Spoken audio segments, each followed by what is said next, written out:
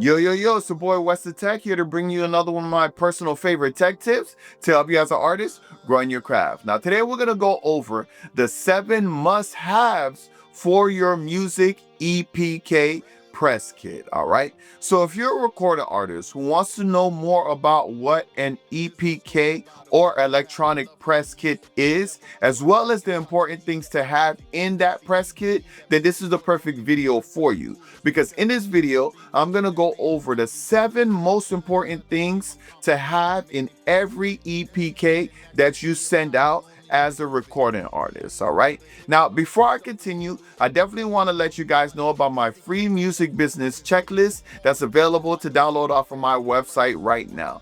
This is for any one of you guys who's looking into starting your own music business but don't quite know where to start. With this free tool, you'll actually be able to identify 3 things that you could do right away to start your own music business. So if you want to grab this free tool today, you could click on the link above, and I will also leave the link in the descriptions below. All right. Now, before I go into those 7 important things that you need to have in your EPK pack, let me just break down a little bit what that actually is, right? An EPK stands for an electronic press kit, and essentially what it is it's a kit that you have to put together so you could actually show the person exactly who you are as an artist. Normally speaking, there are only certain things or certain people in the music field that will actually ask for this. For example, a radio station may ask for an EPK, right? The record label may ask for that. A venue where they're looking for artists or a particular show that you may want to perform at, they may ask you for an EPK, right? Essentially, it's someone who's trying to find out more about you as an artist in the most professional way possible without having to talk to you over the phone or video chatting you or any of those different things, right? It's essentially a way that you could just market yourself all in one place with some important key things that they'll probably look for, right? So it's very important to know exactly what they're gonna want as part of that EPK pack. And I'll be honest with you, a lot of times that information may change depending on who you're sending it to. But I believe there is 7 key things that needs to be a part of every EPK. No matter who's asking for you to send them one, no matter how high or low, whatever the case may be, whether it's a radio station or a record label or just somebody who just wants to do an interview with you on their YouTube channel, right? If they are asking you for an EPK, there are 7 things that is mandatory to have in there, and in this video I want to go over those 7 things, right? So just to jump right into it, the first thing that you want to have as part of any music EPK, also known as electronic press kit, is the actual music. All right, now obviously this at face value seems very obvious. Of course I have to have my music in my press kit because I'm an artist and I want to show them the music that I make.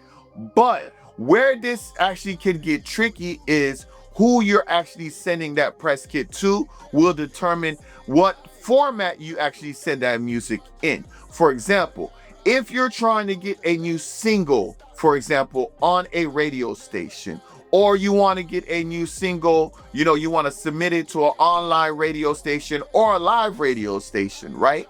They're going to need the actual single in a particular format, whether an MP3 or a WAV file format, right? Because radio stations aren't going to download your music. They're going to need you to send them the song itself so that they can play it on the radio. Meaning that if you send a radio station an EPK with a Spotify link to your song, that cannot help them. They're not going to be able to put your song on their radio station through a Spotify link, right? Now, on the flip side to it, if you're sending your EPK to a Spotify curator, somebody who you want to get your music on their Spotify playlist, they are probably only going to need the Spotify link to the song that you're submitting, versus the actual MP3, because again, they're not going to be able to do anything with the MP3 if they're a Spotify curator. You get what I'm saying? So that's why when it comes to how you send the music and how you format the music, that's very important as well. Some people that you're submitting your EPK to, they want to actually get the music from like Google Drive or Dropbox or something like that. Some just want you to just to have the MP3 right there, that for easy access. However they want that music to be sent to them as part of your EPK, you need to pay attention to that, because that's very, very important. I've seen a lot of artists get their music rejected just because they didn't send their music in the right format, right? So obviously music is something that will be part of the EPK, but you got to make sure that that music is actually in the right format. Now, the second thing that's absolutely important when it comes to a press kit and an electronic press kit is photos, right? You absolutely need photos, and not just any photos, not photos that you take on your phone or photos that's just, spur of the moment. You need high resolution, high quality photos, professional photos, right? This is very, very important for every press kit, because again, this is something that they're also going to be using as well. For example, if you're sending out a press kit to be a part of a show, right? And you want to maybe open for an artist or whatever the case may be, in that press kit, you have to have quality photos in it, because why? They're probably going to need those photos to be able to apply it to the flyer, right? Anytime there's a big performance, they're always making flyers and they're showing you all the artists who are going to be on the set, right? You need a professional photo done so that they can add your picture to the flyer with all the other artists. Now, if the quality of your picture don't match the quality of everybody else's, you will have a problem with them. They're probably going to ask you for another one or whatever the case may be. So it is very, very important that you invest in getting quality photos, right? Now, I will say this. I know when it comes to investing, especially in the beginning as an artist, it's hard. But one of the most rewarding things that you could invest in is actually getting quality photos taken. Why? Because those, you never have to get rid of them. I've literally, every time I do a photo shoot for more photos, I just add on to the pile of the other photos I have. So at this point, I have so many photos that I could use for different press kits and all of those different things, because again, you don't lose those much as long as your appearance isn't really changing much as an artist. I mean, if you're always changing your hair color or stuff like that, then it may be a little bit different. But if you're one of those artists who kind of always looks the same, then, taking those photos, you could always use them and continue to reuse them and reuse them for different press kits, right? But high quality photos is an absolute must when it comes to press kits, right? Radio stations, sometimes they want you to put you on the thumbnail, or if you're doing an interview on YouTube, they're going to want you to have a photo of you on the thumbnail. So they're going to need that high resolution photo as part of that press kit, right? The next thing that's very, very important for you to have in a press kit, that's a must-have, is videos. They need to see you actually making the music, actually performing the music, whether it's live performances or if it's music videos, right? But again, this is one of those things that you want to be very conscious about who you're sending it to. If you're trying to get on a set for a live performance, you want to send live performance videos, right? Because they're probably going to ask for that anyway. But if you have it part of the EPK, you're already one step ahead of the game, right? Because if you're trying to go perform for them, they want to see how you perform on stage. A music video isn't going to really help them much because that's an isolated situation. You're not in front of a crowd or anything like that, right? So you're going to want to make sure you send those type of videos if your EPK pack is being sent out to someone who's running a show or a performance, right?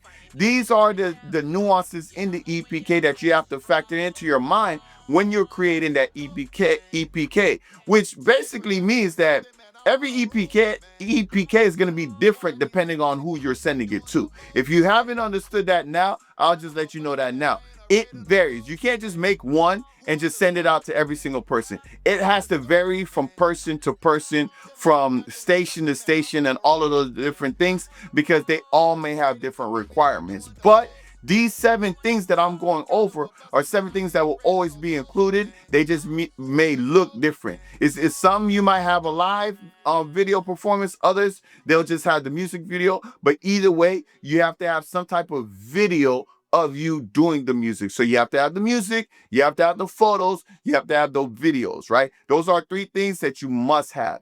The next thing that you must have is a bio. You have to have a bio, and not just any bio, a good one. Don't make it too lengthy, but it needs to be professional. Now, there are some words of advice that I have for this bio. It needs to be spoken in third person, as if somebody is writing a biography about you. You cannot, as the artist, submit a biography where you're talking about yourself. Like, I was born and raised here, I grew up here, this, that, and the third. No, no, no. That's not what a biography looks like. A biography is somebody else that's taking an account of who you are. Like, Wesley was myself. My name is Wes, right? Wes was born in Miami, Florida. Wes, growing up, he loved listening to music, this, that, and the third.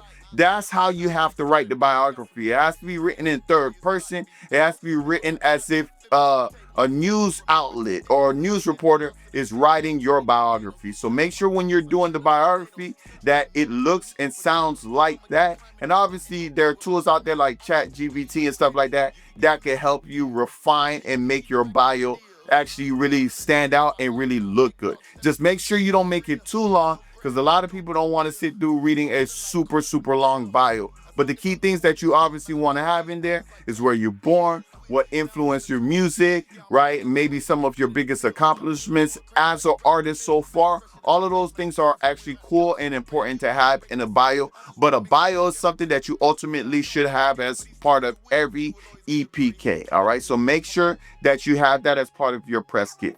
The next thing is one of those things that can go a super long way, and it's super, super important to have as well, and that's press mentions. Essentially, anybody out there who has good things to say about you and your music, right? That could be press releases from different stations or different blog sites, right? That could be just reviews from other artists or different fans, right? That could be testimonials of how your music has impacted them. Anything that shows people talking about who you are as an artist or talking about your music is something that is so important to have as a press kit, because the person you're sending it to wants to know if you have a fan base. But what's the best way to show them that you have a fan base? By getting something of a fan talking about you. And that's why reviews, testimonials, press releases, all of this stuff is somebody else talking about you, right? So that's obviously something very, very crucial to have. It's something that they're going to look for in your press kit, right? That press release is very, very important, or the press mentions, right? Now, those are the 5 things.